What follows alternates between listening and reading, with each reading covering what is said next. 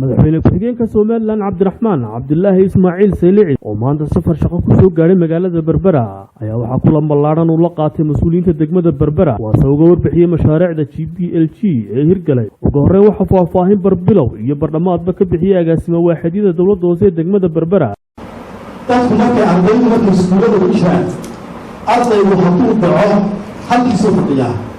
hadduu baansana galaaska ee ka sameeyo wiciga annagu intan iminkaanu hayno waxa aad noo dhiba su-aal ay dadweynu weydiiyaan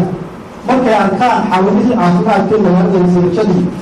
oo ay dawladda hoose maamusho oo dhammaan adeegyada laga helayo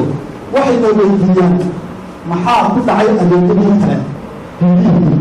laydkii oo roobkii dawladda hoose ah wax alle waxaan ku jawaabno waan garanaynaa maanta waxaan noqonahay adeegyada noo haray degma ahaan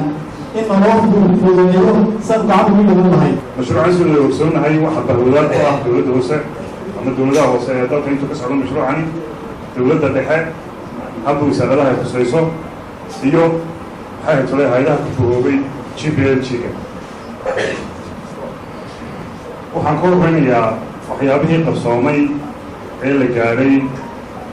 muddadii u dhaxaysay July 2018 to December 2019 kana ku dhajirno si wada ogsoonahay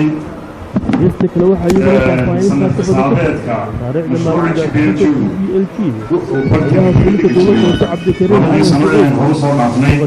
sanadka bartamihiisa wuxuu bilaabmi jiray July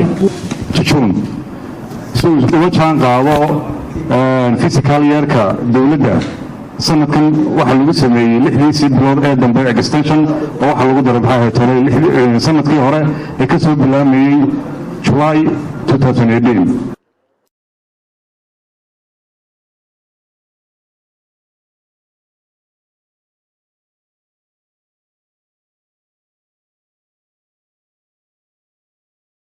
loo tahay inaad mar kale loogu timaado socdaal gobolka gaar ahaan degmada adigoo u kuugeliya mashruuca GPLG-ga oo jambuunka hogaaminayo halkan waxaa ku dhammaaday presentationskii waxyaha kala duwan dawladda hoose oo runtii ugu filan warbixin idinku filan ana waxaan ku daraynaa un laba kelmadood kelmadda koowaad waxa weeyaan mashruuca GPLG-ga oo muddo Berbera ka soo socday oo runtiina aad iyo aad loogu ammaanay waa arkaysaan maxay tahay magaalkiisa waxay idinku filan in ninkan agaasimayaashii uu maamulkii dhaafay ay madaxqabeeladii maxay tahay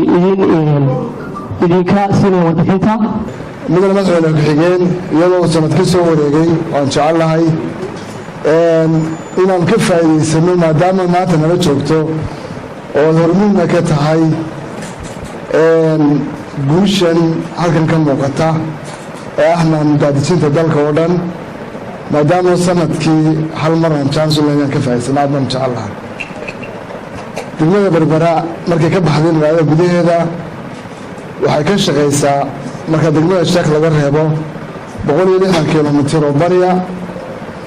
120 kilomitir oo galbeed ah 140 kilomitir oo koonfura intaa waxay gaarsiisay adeegyada asaasiga sida waxbarashada iyo caafimaadka haddaba anigoo jecel inaan aada uga faa'iidaysto waxa la yidhahdaa mudaadijinta iyadoo dastuurka qaranka jamhuuriyadda Soomaaliland marka horeba daadijiyey xeerkaas maamulka gobollada iyo degmooyinkuna uu caddeeyey oo uu qeexay haddana dayac fara badan oo ka yimid markastoo dawladaha hoose ay dayacaan mandatekooda waxa si automatic ah sare ugu kaca dawladda dhexe mudane madaxweyne ku-xigeen marka hore waxaan kugu soo dhawaynaynaa gobolkii saaxil waxaan ku leenahay marka hore gobolka ku soo dhawow gobolka oo nabad qaba gobolka roob fiican ka da'ayo saadaashii la dhibaatada lagu tilmaamayna aanay jirin oo roob naxariis leh uu ka da'ayo ku soo dhawow waan kugu soo dhawaynaynaa maxaan ku dhahay si kaliya laaba adiga iyo waftigaagaba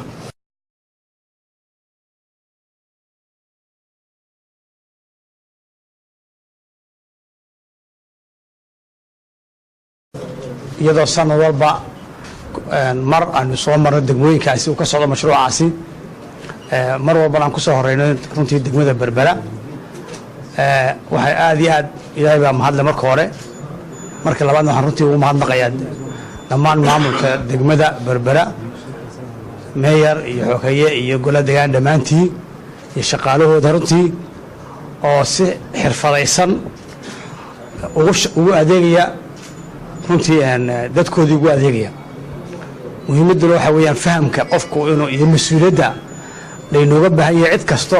meesha gobolka doonto iyo degmada doontaa joogtee waxaa mas-uuliyadda